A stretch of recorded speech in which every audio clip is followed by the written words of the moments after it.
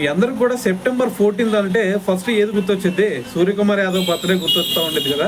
అయితే మరి దీంట్లో భాగంగా ఈరోజు అతని బర్త్డే సందర్భంగా మనం మాట్లాడాల్సింది ఏదన్నా ఉందా అంటే, ఫస్ట్ స్కై అంటేనే ప్రతి ఒక్కరికి గుర్తొచ్చేది ఆ 2024 T20 వరల్డ్ కప్లో పట్టిన క్యాచ్. ఎందుకంటే అప్పుడు ఉన్న సిచ్యువేషన్ వేరు, పరిస్థితులు వేరు. దాని తర్వాత ప్రెజర్ సిచ్యువేషన్ కూడా చాలా చాలా ప్రెజర్ ఉంది అప్పుడు.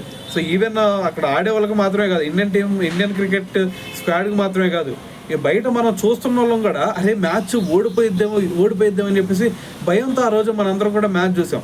అయితే మరి అటువంటి ప్రెజర్ సిచ్యువేషన్లో కూడా సూర్యకుమార్ యాదవ్ డేవిడ్ మిల్లర్ కొట్టిన ఆ 6 లైన్ మీద క్యాచ్ పట్టుకున్న తర్వాత మ్యాచ్ స్వరూపమే మారిపోయింది. సో దీంతో మరి 13 సంవత్సరాల తర్వాత మళ్ళీ మనకి T20 వరల్డ్ కప్ రావడానికి కీ రోల్ ప్లే చేశాడు మనకి సూర్యకుమార్ యాదవ్.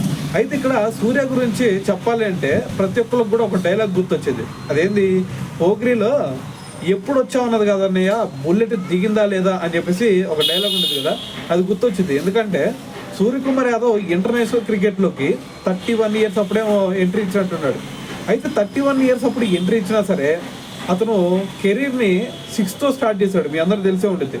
మరి 6తో స్టార్ట్ చేసి దాని తర్వాత అతను అంటే ఏంది అనేది ఇండియన్ క్రికెట్ టీంకి, అదేవిధంగా ఇండియన్ క్రికెట్ ఫ్యాన్స్ అందరికి కూడా ప్రూవ్ చేసుకున్నాడు.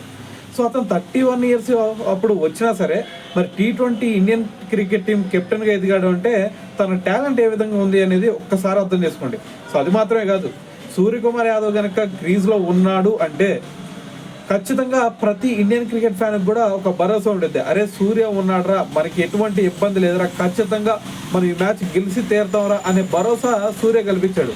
సో ఏదేమైనా సరే మరి ఈరోజు సూర్య బర్త్డే కాబట్టి మరి వన్స్ అగైన్ హ్యాపీ బర్త్డే సూర్య అని చెప్పేసి మనం